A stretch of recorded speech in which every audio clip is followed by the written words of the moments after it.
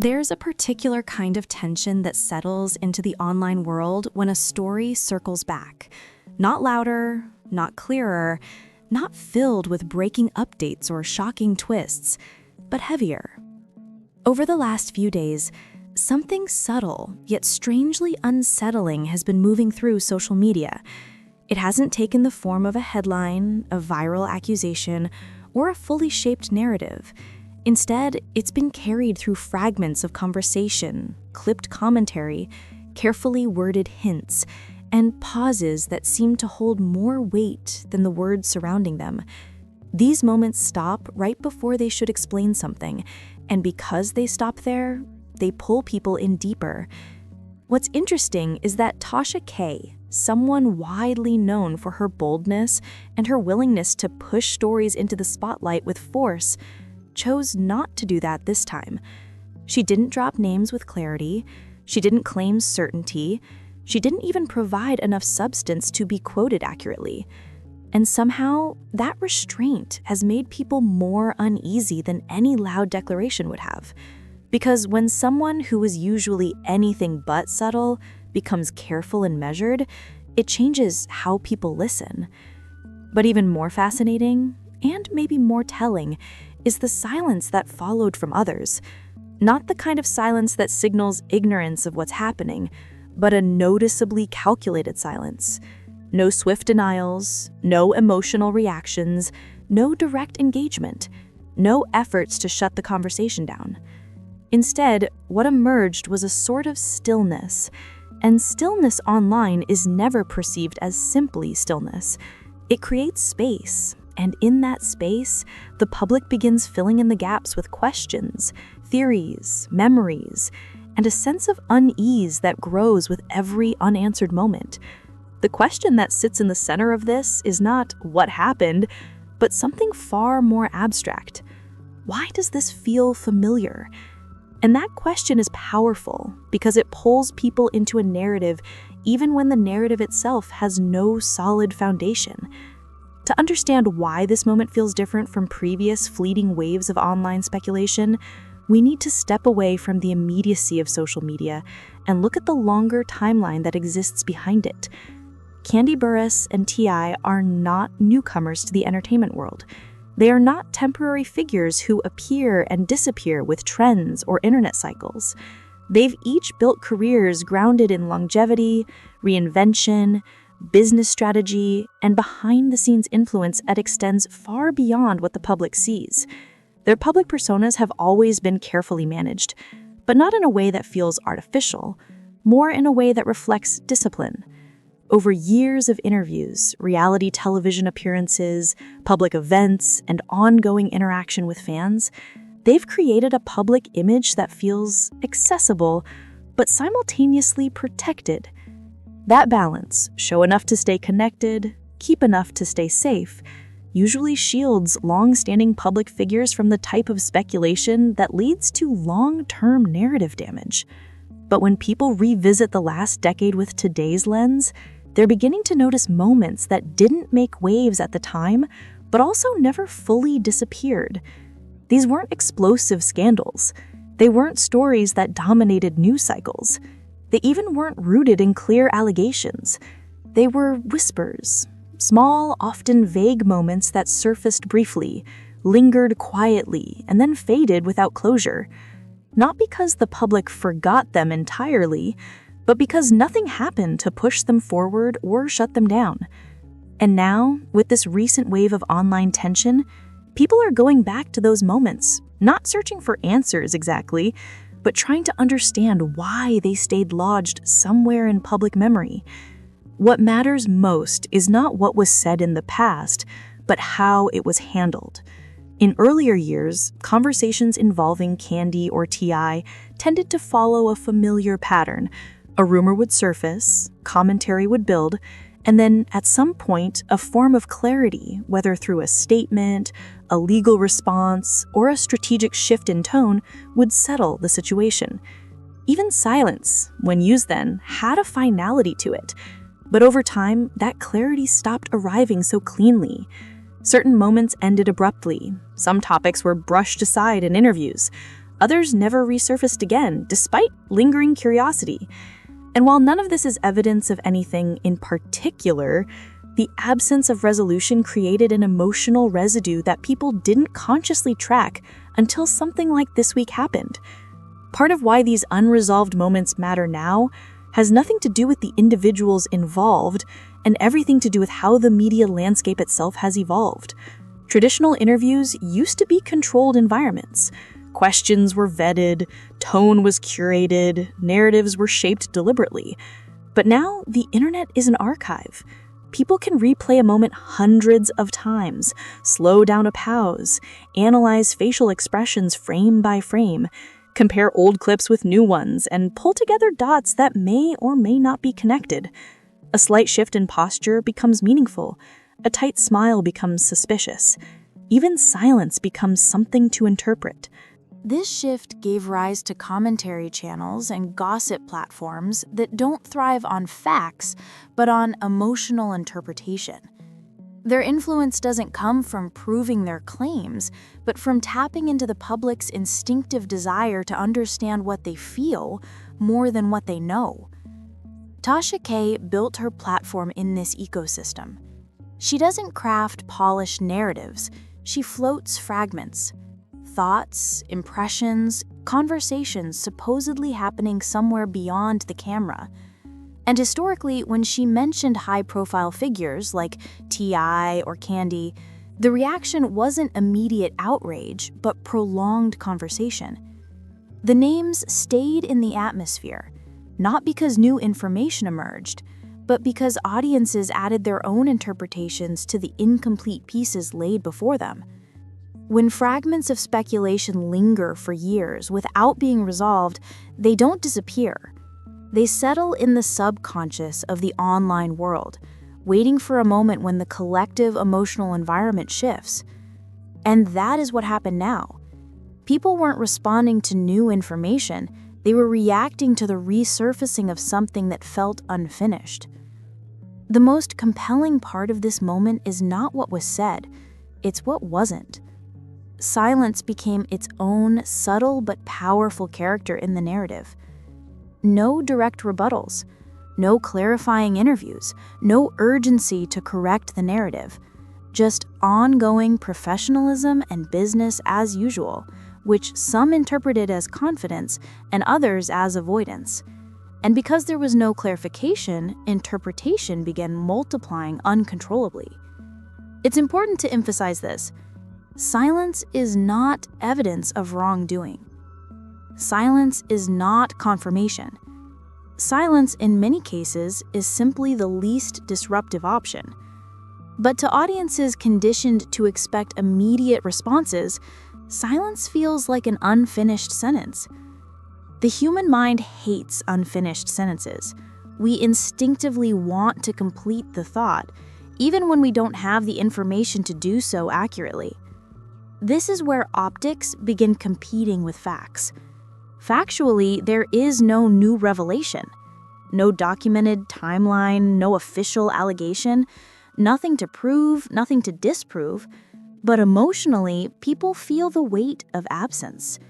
And because the brain interprets absence as a puzzle piece rather than an empty space, silence becomes louder than speech.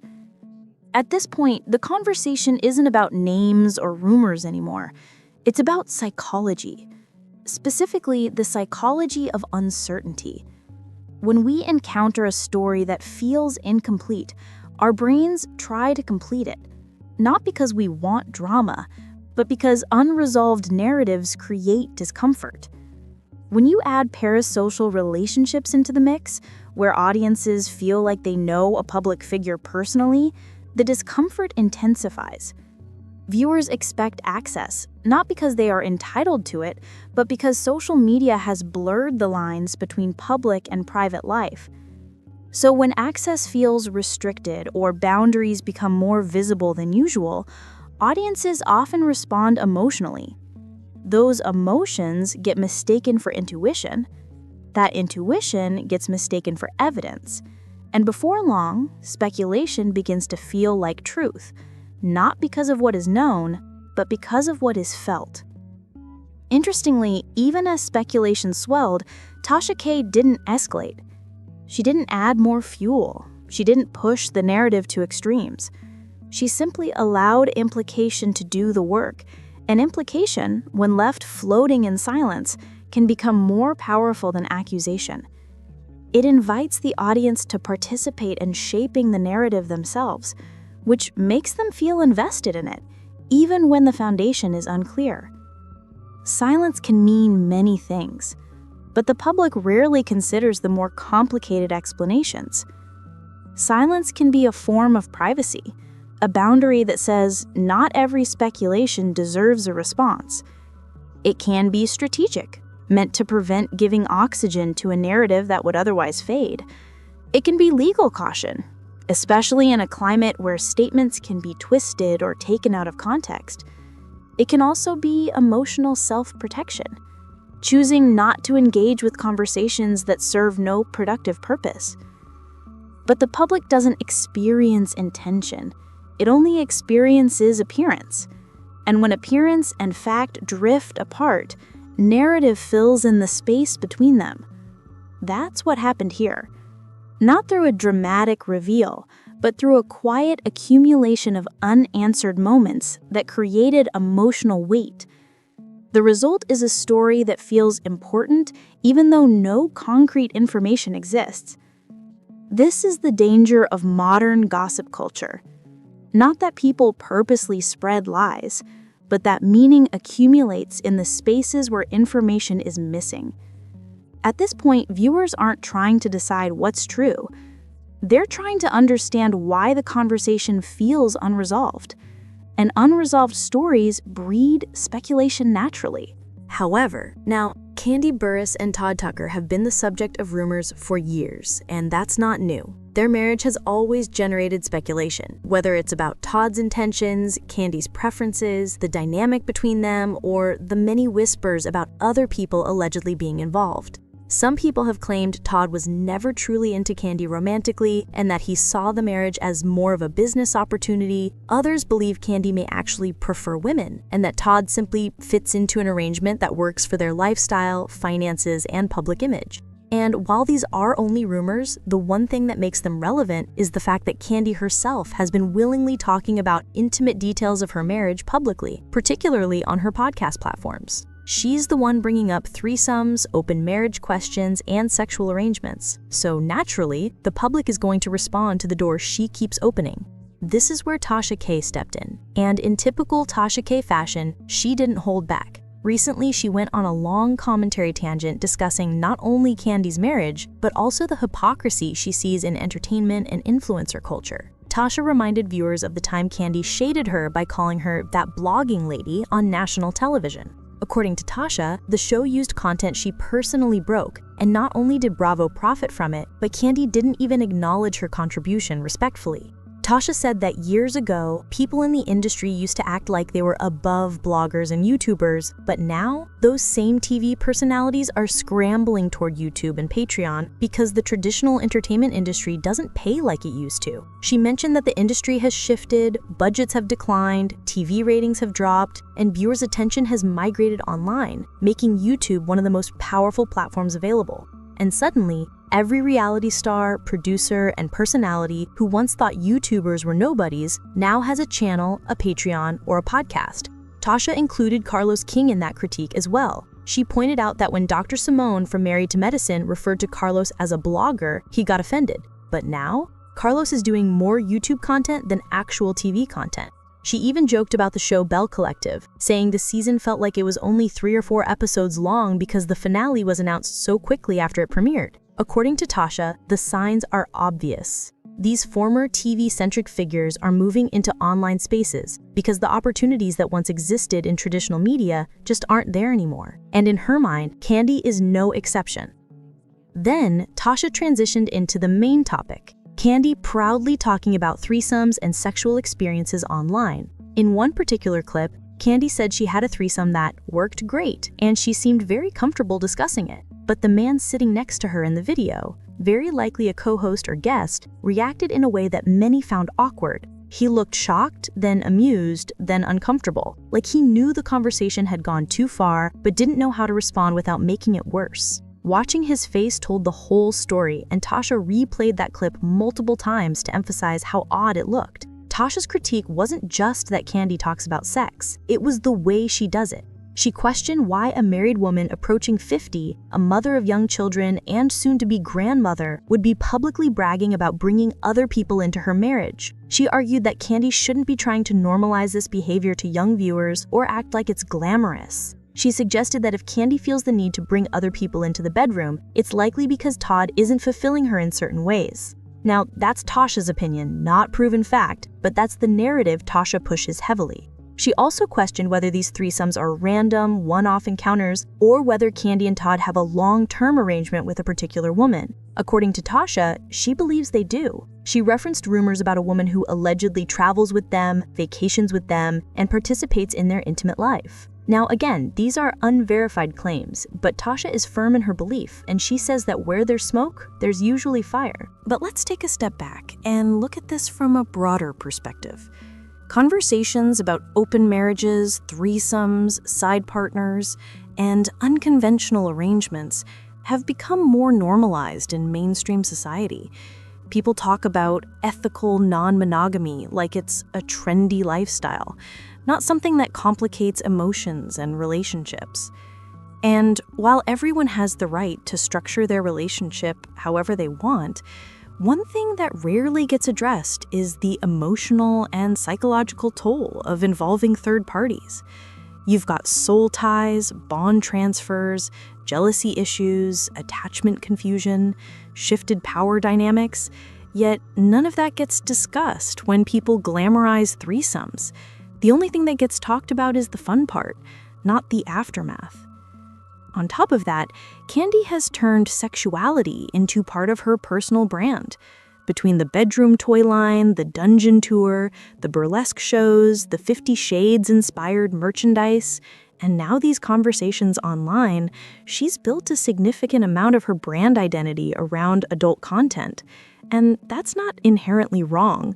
Plenty of people make money discussing intimacy and relationships. But it's interesting because Kandi doesn't seem to draw a clear line between her public persona, her business persona, and her private life.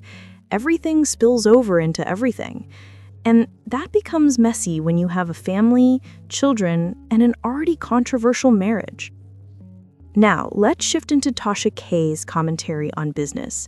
She brought up something I've talked about before, the pattern of reality TV stars launching businesses that thrive while they're on TV, but collapse once they leave the show. Kandi and Todd's restaurants have had closures. Kenya Moore's beauty business is dealing with landlord issues. Other cast members have had boutiques, salons, or product lines that didn't last. And the reason is simple. TV exposure creates demand, but when the exposure disappears, the demand disappears too. Unless the business has a solid infrastructure, brand identity, and long-term market strategy. If a business is built on fans rather than actual market demand, it won't survive without the spotlight. For Kandi and Todd,